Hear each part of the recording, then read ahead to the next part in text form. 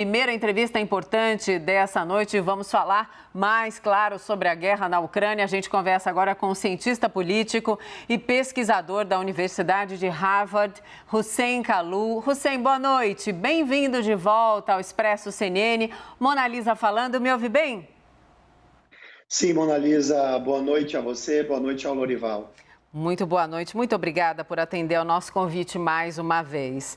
Hussein, 20º dia de guerra, que está terminando, né, marcado aí ao ataque a Kiev em meio às negociações para um cessar-fogo, negociações que continuam amanhã.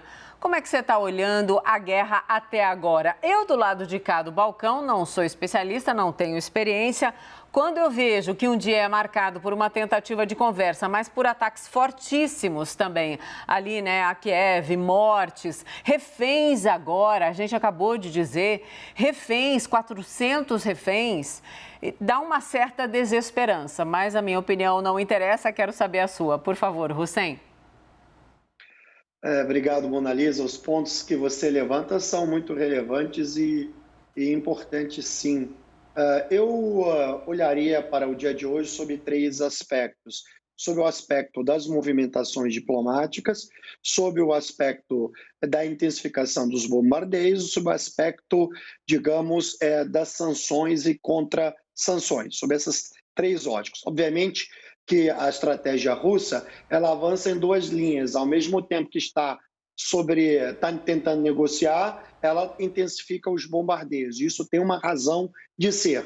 O objetivo, basicamente, é forçar o lado ucraniano a aceitar os termos propostos pelos russos e renderem-se. Por isso, a intensificação dos bombardeios a Kiev. O fato é que eles querem tomar Kiev sem ter que avançar na batalha urbana por Kiev. Então, Sim. esse bombardeio intenso tem essa finalidade. Mas a gente veria uma tomada de Kiev, você disse que os russos não querem isso, mas então num padrão muito diferente do que a gente está vendo em Mariupol, por exemplo, que é um massacre absoluto, né? Eu até pedi para que o nosso editor-chefe, o Tiago, separasse as imagens desses 20 dias de conflito, então mais específicas de Mariupol. Quando a gente olha ali para o detalhe, é absolutamente aterrorizante. A palavra é essa. Bom, o fato é que existe uma diferença estratégica na abordagem militar para Mariupol e para Kiev. Sim. O fato é que os russos decidiram tomar o sul da Ucrânia para isolar os ucranianos do mar. Então, eles precisam tomar Mariupol e querem chegar a Odessa. Eles já começaram a movimentar navios de guerra para atacar Odessa. A questão de Kiev é a carta de ouro do Putin na negociação. Então, ele, na verdade, está bombardeando Kiev, ele não está conseguindo o que quer de forma mais imediata, né? Então, quando eu disse que ele não quer batalhar por Kiev, isso significa que ele não quer ir para um conflito urbano, porque um conflito urbano numa cidade grande demora muito, e a tendência é que a Rússia sofre baixas militares e materiais e humanas é muito alta, o custo é muito alto. Sim. Então, ele penaliza as outras cidades para forçar a concessão. Outros pontos importantes que a gente teria que olhar hoje, essa movimentação diplomática, quer dizer, a ida dos primeiros ministros da Polônia, da República Tcheca e da Eslovênia a Kiev, ela foi muito importante para o Ocidente, para mostrar que o Zelensky não está isolado e não está sozinho contra o Putin na frente de batalha diplomática, né? Além disso, é importante entender os movimentos. A Rússia saiu hoje do Conselho da Europa e, consequentemente, ela saiu da proteção dos direitos humanos que o vincula ao Conselho Europeu. Isso tem um objetivo, fundamental da relação e os países europeus. Em diz respeito às sanções, o governo americano ele já avança numa outra frente, junto com os britânicos, de congelar relações comerciais, os americanos avançam sobre o segundo escalão russo agora nas sanções. A reação da Rússia de sancionar a Biden, Blinken e mais outras autoridades é relevante da perspectiva operacional e objetiva. Sim. Sem dúvida. É meio que dizer, ok, vocês estão fazendo isso, então ninguém põe o pé aqui. Mas a gente conversava agora há pouco com a Heloísa Vilela, nossa correspondente, exatamente isso, né? Ninguém vai botar o pé ali, especialmente quando a gente fala da cúpula de governo, de autoridades americanas e também entrando ali para a cúpula do poder canadense. Mas, Hussein, vou colocar na conversa também o nosso analista, o Caio Junqueira. Caio, chega no papo, por favor, Caio. Hussein, boa noite. Hussein, tenho lido muito sobre re-stalinização da Rússia e ressovietização da Rússia como possíveis efeitos já imediatos em curso na Rússia nesse momento. Você concorda? Estamos vivendo esses fenômenos na Rússia hoje provocados pela guerra? Boa noite, Caio. Eu acho que os contextos históricos são diferentes. Isso não quer dizer que eu discordo dessa premissa, mas é importante interpretar isso à luz da história também e dos fatos que levou ao Stalin ao poder, o seu regime, e levou à conformação da União Soviética. Eu acho que o Putin é um líder autocrata, é um líder que procura impor, pelo uso da força, a sua vontade na geopolítica internacional, que é um pouco diferente da lógica stalinista. Quer dizer, se compara quando a gente olha para um método autoritário, mas os fundamentos políticos são um pouco diferentes. A questão da sovietização, na verdade, que guarda a relação, não que o Putin quer que a Rússia se torne uma nova União Soviética no sentido do seu modelo econômico, mas sim no sentido do seu modelo, digamos, imperial, resgate áureo de uma Rússia muito grande, uma Rússia dominante, uma Rússia como polo de poder nas relações internacionais. Hussein, Putin ele está sendo surpreendido pela reação ali, então, urbana mesmo, né? As pessoas, os ucranianos, o mundo, né? Mas especificamente a resistência ucraniana tem chamado a atenção do mundo, né? Com bloqueios, enfim, com estratégias. E, claro, usando o suporte que o mundo está dando. Mas Putin também está sendo surpreendido pela reação ali no quintal dele, né, na Rússia. Por exemplo, aquela imagem, a gente vai detalhar bastante, a imagem daquela ex-funcionária ali da TV estatal que invadiu o jornal, né, com o cartaz "Não Guerra", e foi uma repercussão absolutamente gigantesca. Isso ele não esperava. Putin, nesses 20 dias, se a gente olhar o Putin do primeiro dia do conflito e o Putin de agora, ele está mais enfraquecido quando a gente fala das reações, não só das lideranças mundiais, mas das populações mesmo, tanto a ucraniana quanto a Rússia, apesar de toda a pressão na Rússia, o sufocamento, né, das manifestações, por exemplo? Mona Lisa, uma pergunta muito apropriada, e eu diria assim, obviamente militarmente não, em termos políticos internacionais, o Putin segue tendo uma interlocução com líderes vitais da Europa, como Scholz, Macron, Xi Jinping e outros. No entanto, no contexto interno, eu concordo com a tua premissa.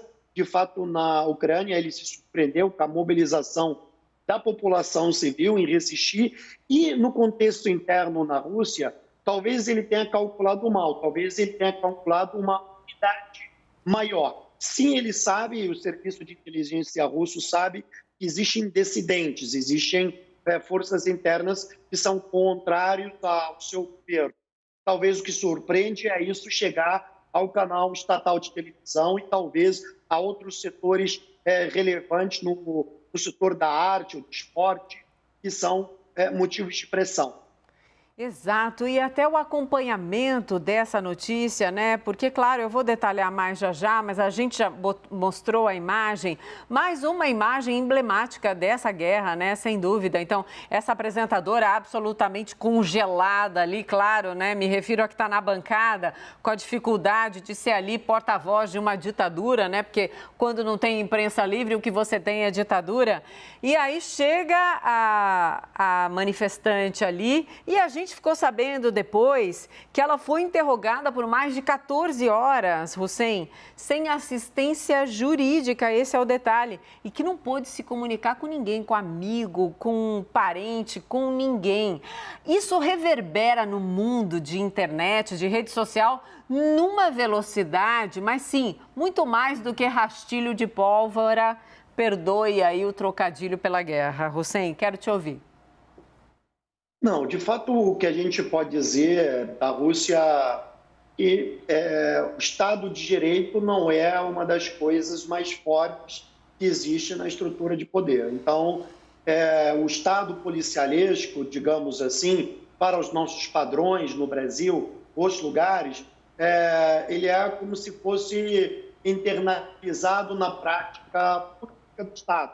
Quer dizer, o Estado policialesco é algo normalizado nas relações sociais, especialmente dentro de um modelo de governo cujas características são mais autocratas. E, sem dúvida nenhuma, quando a gente fala do Estado de Direito, obviamente que nós não podemos fazer comparação com outros países. A Rússia tem um modelo muito próprio, muito específico, em que, digamos assim, acreditar num julgamento justo nessa direção seria uma mera fábula. Sem dúvida. Até o Lorival me manda aqui a informação, claro, lembrando, né, a manifestante, a que entrou ali com o cartaz no estúdio, a Marina, não vou repetir o sobrenome dela, não consigo, é impronunciável para mim. A que entra ali, Hussein, pode rir, da vida de jornalista não tá fácil nessa guerra, mas vamos lá. Ela foi editora do Canal 1, antes, obviamente, de todo o sufocamento, né, e foi absolutamente corajosa, teve que encarar bastante. Hussein, quero ainda saber a sua opinião sobre o que está no horizonte, né? Então, as próximas rodadas de negociação. Você acha de fato que a gente pode esperar uma resolução para esse conflito? Tem gente apostando que vai durar muito ainda, né? Amanhã a gente completa 3 semanas de uma guerra absolutamente atroz. Todas são, né? Mas essa com o imediatismo das redes sociais, da internet em geral, parece que pulsa mais, pelo menos essa sensação para a gente que está cobrindo isso aqui há 20 dias sem parar. Analisa, eu queria muito poder acreditar de que haverá uma solução negociada no curto prazo e isso, obviamente, se acontecer, evitaria mais destruição e mais mortes de civis e menos refugiados deslocados, que já beiram quase os 3 milhões de refugiados, cujos quais metade são de crianças, né? Então, eu acredito na hipótese de uma solução negociada no curto prazo, embora eu queria acreditar muito. Eu acho que a guerra tende a se prolongar por mais um tempo. Esse prolongamento está consubstanciado com relação ao objetivo do Putin de botar a Ucrânia de joelhos, e colocar a Ucrânia de joelhos significa que o Zelensky e o seu governo terão que fazer grandes renúncias. Quer dizer, o Zelensky fala hoje, pela primeira vez, sobre a possibilidade da Ucrânia não aderir à OTAN. Sim. E nem isso fez com que as negociações avançassem. Eu acho que a Rússia já não aceita somente ele afirmar que não quer entrar na OTAN. Você fala muito em desmilitarização. Você fala muito na estabilização do sul da Ucrânia e na sua permanência no sul da Ucrânia, isolando país do mar. Então, me parece que as demandas russas ainda estão extremamente elevadas. Isso faz com que a guerra se prolongue um pouco mais. O que vai definir, na verdade, o corte temporal é quanto a Kiev pode existir. Se ele completar o cerco a Kiev, aí é uma questão, digamos, talvez isso diminui, porque vai faltar munição, vai faltar medicamento, vai faltar comida, vai cortar fluxo de água. Então, aí é uma contagem regressiva. Isso me parece que os russos estão apostando. Sim, eu queria a sua expectativa para, então, essa ida do presidente Joe Biden à Bélgica na semana que vem para a reunião com líderes da OTAN. Semana que vem parece tão longe, né? Estamos numa terça-feira que foi absolutamente tão devastadora para o povo ucraniano. Você está apostando o que nessa conversa exatamente, nesse momento, né, na terça-feira, Hussein? Mona Lisa, a ida dos primeiros ministros da Polônia, República Tcheca, Eslovênia, ela fez parte da articulação que a Kamala Harris fez durante a sua ida a Varsóvia. Sim. Né? E os Estados Unidos seguem com uma ofensiva diplomática muito intensa. Então, a ida do Biden era muito significativa para a coesão da OTAN, para mostrar que há uma integração no sentido dos objetivos estratégicos político-militares. Obviamente que isso não levará a uma solução negociada. A presença dele não exigiria necessariamente isso. Mas, sim, ela é um fator de pressão sobre a Rússia e sobre alguns aliados europeus que ainda acreditam no caminho diplomático como uma solução mais efetiva para a resolução do conflito. Hussein, acho que essa é a terceira vez que a gente conversa. Impossível não perceber os cartazes atrás de você, desenhos, pinturas. O que são, Hussein? Quem é que faz isso? São aquarelas? O que é exatamente? Curiosidade pura. Então, eu estou focado na minha aposentadoria. Estou pensando, vai que alguém decida comprar. São meus filhos que fizeram para mim. Que lindo, tá? Hussein, muito lindo, porque nas últimas semanas, nessas 3 semanas, a gente viu o impacto da guerra. Também nos desenhos das crianças, né, que estavam naquelas estações de trem, os refugiados saindo da Ucrânia, e os desenhos infantis, eles revelaram bem, né, o horror da guerra, mas esses aí só têm boniteza, só tô vendo coisa linda, são dos seus filhos. Muito obrigada por responder. Muito obrigado. Curiosidade pura, mulher, jornalista, apresentadora, então é terrível, a curiosidade ela potencializa. Hussein, é justa. Muito obrigada, Hussein, pelo papo. Boa noite para você e até uma próxima. Muito obrigado pelo convite, Mona Lisa. É uma honra estar contigo. Boa noite ao Lorival e ao Caio. Obrigada, a honra é toda minha. Os filhos têm talento, hein? Invista. Tchau, Hussein. Obrigada.